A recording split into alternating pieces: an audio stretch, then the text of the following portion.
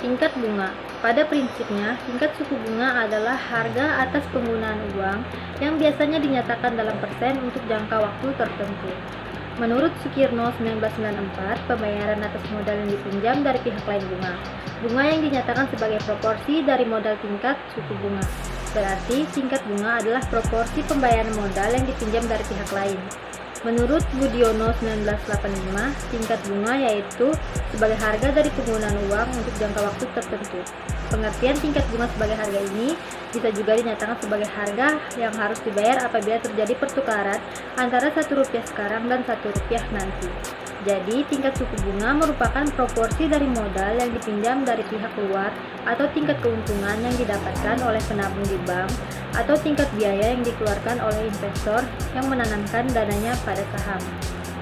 Pengertian tingkat bunga, teori klasik dana Leonable. Menurut teori klasik, teori tingkat suku bunga merupakan teori permintaan penawaran terhadap tabungan. Teori ini membahas tingkat suku bunga sebagai suatu faktor penyimbang antara permintaan dan penawaran daripada dana yang dapat diinvestasikan yang bersumber dari tabungan. Fungsinya yang menonjol dari uang dalam teori ekonomi klasik adalah sebagai alat mengukur nilai dalam melakukan transaksi, sebagai alat pertukaran untuk memperlancar transaksi barang dan jasa, maupun sebagai alat penyelesaian hutang piutang yang menyangkut masa depan. Teori klasik mengasumsikan bahwa perekonomian selalu berada dalam keadaan full employment. Baiklah, di sini saya akan melanjutkan materi dalam keadaan full employment. Itu di seluruh kapasitas produksi sudah digunakan penuh dalam proses produksi. Oleh karena itu, kecuali meningkatkan efisiensi dan mendorong terjadinya spesialisasi pekerjaan, uang tidak akan mempengaruhi sektor produksi. Dengan kata lain, sektor moneter dalam teori ekonomi klasik terpisah sama sekali dari sektor real dan tidak berpengaruh timbal balik antar kedua sektor tersebut. Hubungan antara sektor moneter dan real dalam teori ekonomi klasik hanya dijembatani oleh tingkat harga. Jika jumlah uang beredar lebih besar, lebih dari nilai barang-barang yang tersedia, maka tingkat harga meningkat. Jika sebaliknya menurun. Konsep tabungan menurut klasik dikatakan bahwa seorang dapat melakukan 3 hal dalam selisih pendapatan dan pengeluaran konsumsinya, yaitu yang pertama, ditambahkan saldo kas yang ditahannya, yang kedua, dibelikan obligasi baru, dan yang ketiga, sebagai pengusaha dibelikan langsung modal barang ke barang.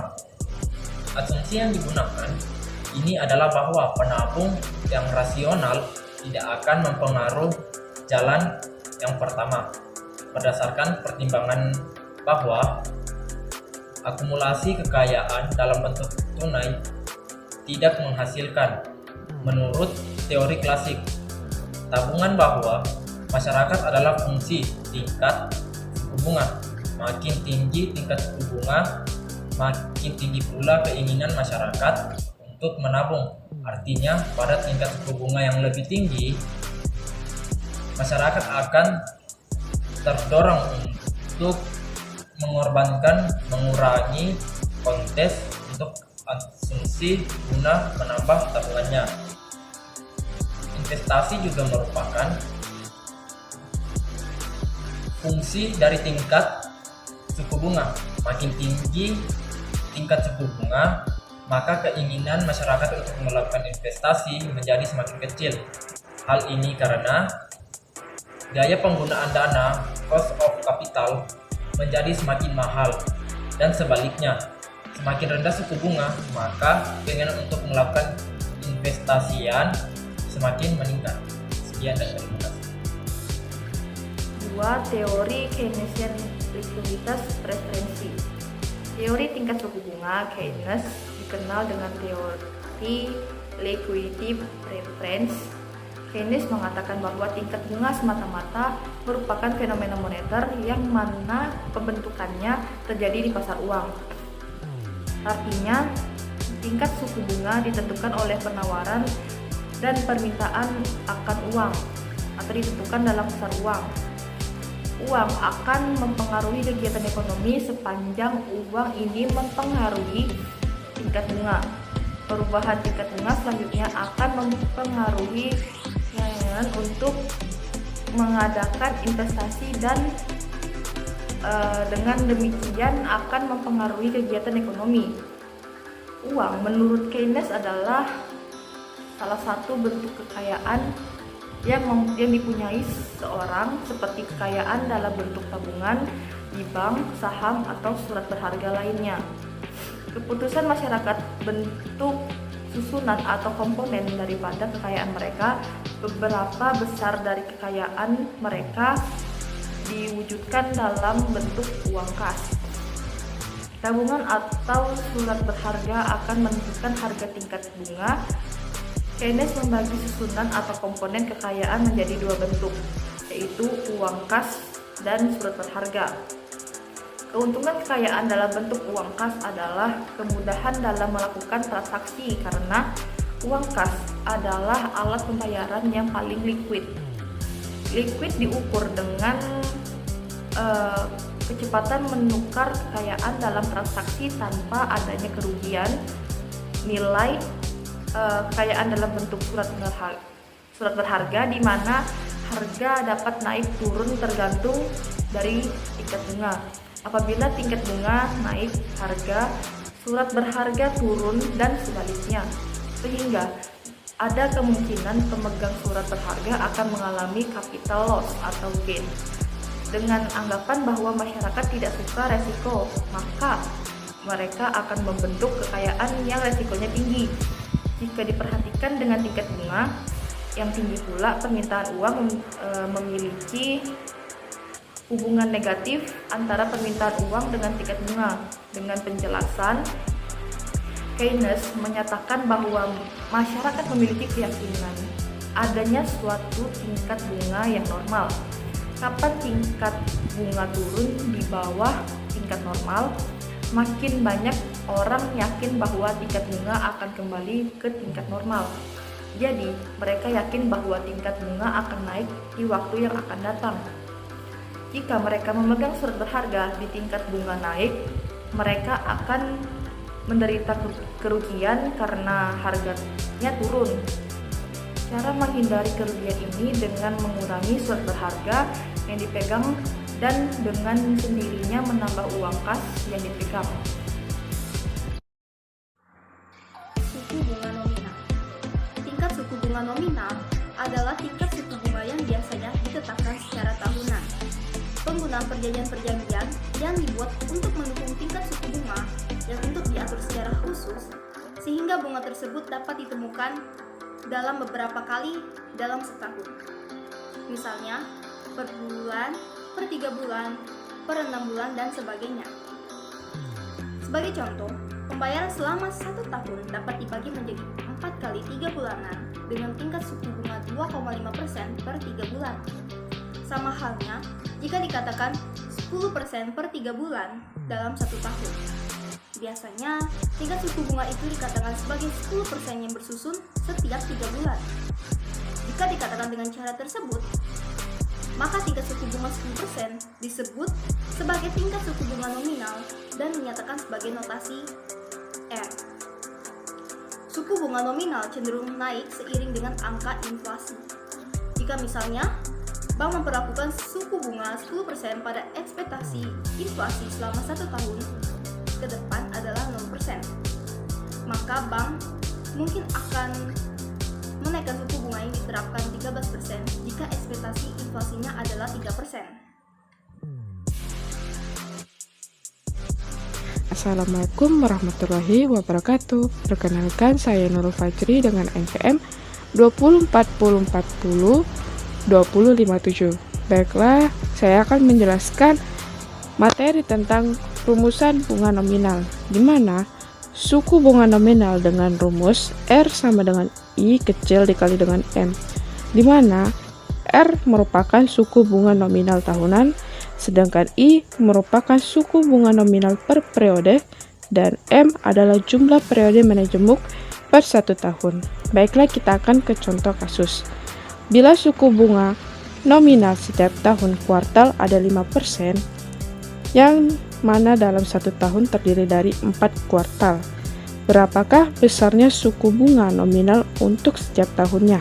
Baiklah, di sini kita akan ada penjelasannya, yang dimana diketahui I kecil merupakan 5%, sedangkan M adalah 4, dan ditanya di sini adalah R. Penjelasannya sebagai berikut. R sama dengan I kecil dikali dengan M. R sama dengan 5% dikali dengan 4. R sama dengan 0,2 dibagi dengan 20. Baik, berikutnya adalah suku bunga real, di mana suku bunga real adalah suku bunga setelah dikurangi dengan inflasi, atau suku bunga real sama dengan suku bunga nominal dikurangi ekspektasi inflasi.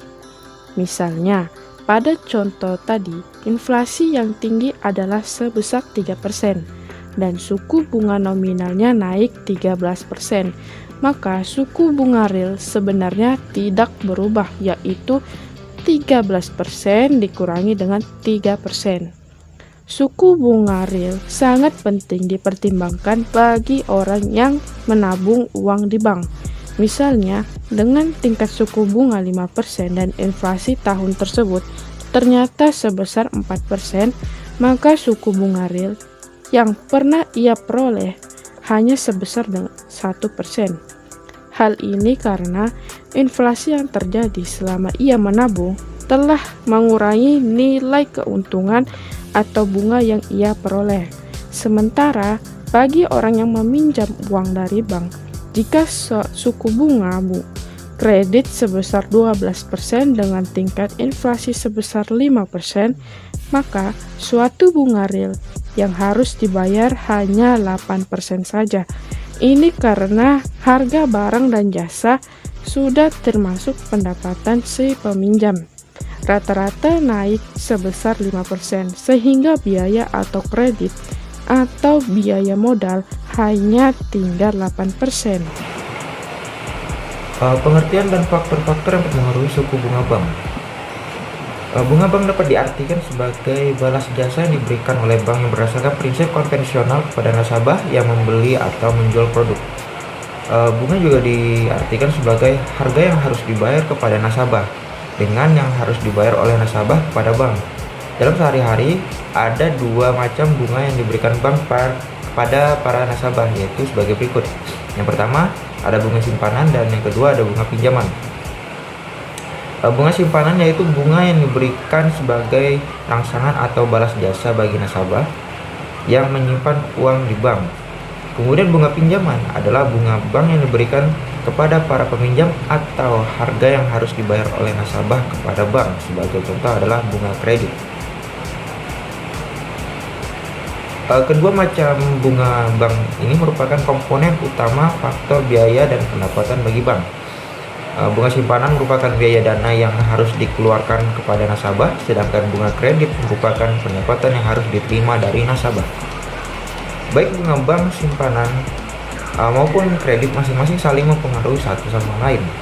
Sebagai contoh, jika bunga simpanan tinggi, maka bunga kredit secara otomatis juga tinggi. Besar kecilnya bunga simpanan atau bunga kredit yang mempengaruhi antar satu sama lain. Faktor-faktor utama yang mempengaruhi besar penetapan suku bunga adalah sebagai berikut. 1. Kebutuhan dana. Jika bank kekurangan dana sementara permintaan kredit meningkat, maka yang akan dilakukan oleh bank agar dana cepat terpenuhi dengan meningkatkan suku bunga simpanan. Peningkatan bunga simpanan secara otomatis akan meningkatkan bunga kredit. Namun, apabila dana yang ada simpanan banyak sementara permintaan simpanan sedikit, maka bunga simpanan akan turun. 2. Persaingan. Dalam memperebutkan dana simpanan, maka di samping faktor promosi yang paling utama, pihak perbankan harus memperhatikan pesaing. Dalam arti, jika untuk bunga simpanan rata-rata 16%, maka jika membutuhkan dana cepat, bunga simpanan kita naikkan di atas bunga pesaing, misalnya 16%. Namun untuk bunga kredit sebaiknya berada di bawah bunga pesaing. 3. Kebijaksanaan pemerintah. Dalam arti baik, bunga simpanan maupun bunga kredit, kita tidak boleh melebihi bunga yang sudah ditetapkan oleh pemerintah.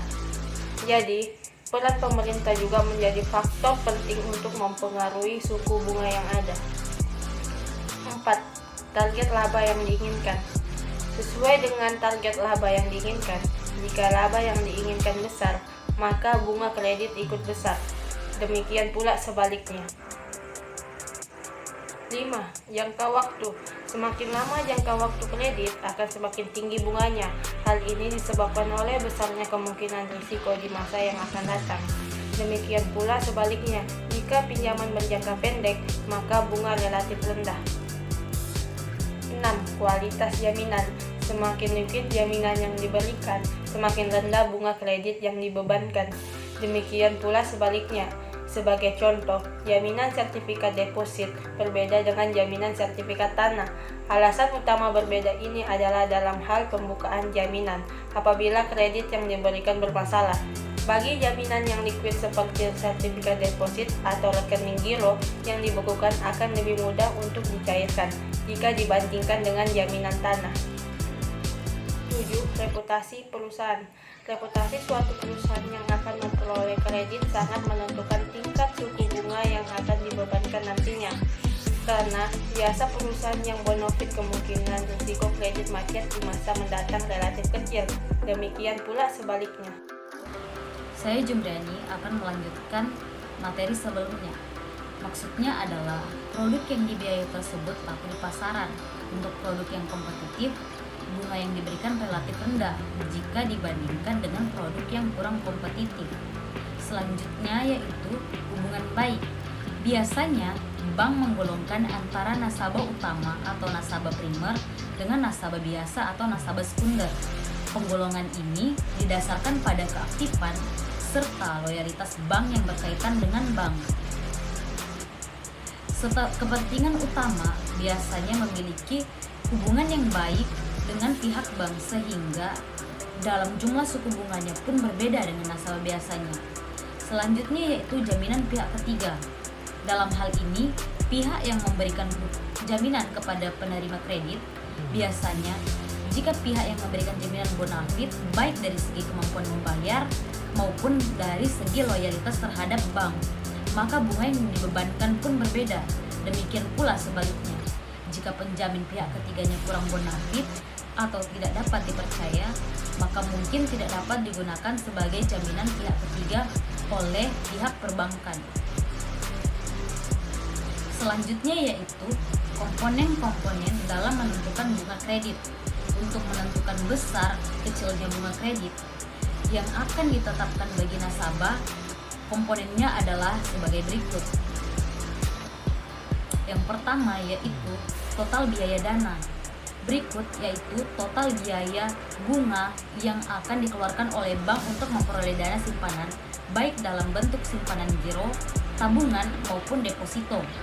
Total biaya dana ini tergantung dari seberapa besar bank menginginkan laba, namun total biaya dana ini harus dikurangi dengan cadangan wajib atau reserve requirement atau disingkat sebagai RR. Besar yang ditetapkan oleh pemerintah adalah sebesar 5%. Yang kedua yaitu biaya operasi. Biaya operasi adalah jumlah yang dikeluarkan oleh pihak bank untuk melakukan atau melaksanakan operasinya. Biaya ini terdiri dari biaya gaji pegawai, biaya administrasi, biaya pemeliharaan, atau biaya lainnya. Yang ketiga yaitu cadangan resiko kredit macet. Untuk hal ini pihak bank akan memasukkan ke dalam komponen menentukan bunga kredit, karena setiap kredit yang diberikan pasti ada risiko untuk tidak dikembalikan, baik secara langsung maupun tidak. Yang keempat yaitu laba yang diinginkan. Keuntungan yang diharapkan oleh pihak bank yang dimasukkan ke dalam komponen ini. Sekian dari saya, terima kasih. Kelima, pajak pihak bank juga memperhitungkan kewajiban yang harus kepada negara sesuai dengan ketentuan dan undang-undang yang berikut. Ada juga jenis-jenis pembebanan suku bunga kredit. Pembebanan suku bunga kredit dibedakan dengan jenis kreditnya. Pembebanan di sini dimaksud adalah metode perhitungan yang akan digunakan, metode yang dapat digunakan oleh beberapa metode berikut ini. Pertama, metode seeding rate, di mana metode ini membebankan bunga setiap bulan dihitung dari sisi pinjaman, sehingga jumlah beserta bunga yang digunakan nasabah ke pihak bank akan semakin turun. Jenis seeding rate ini biasanya diberikan kepada sektor produktif dengan maksud agar nasabah merasa tidak terbebani terhadap kreditnya. Yang kedua, ada flat rate, pembebanan bunga dan pokok setiap bulan tetap dari jumlahnya kredit. Hal ini berlaku setiap bulannya sampai kreditnya berakhir.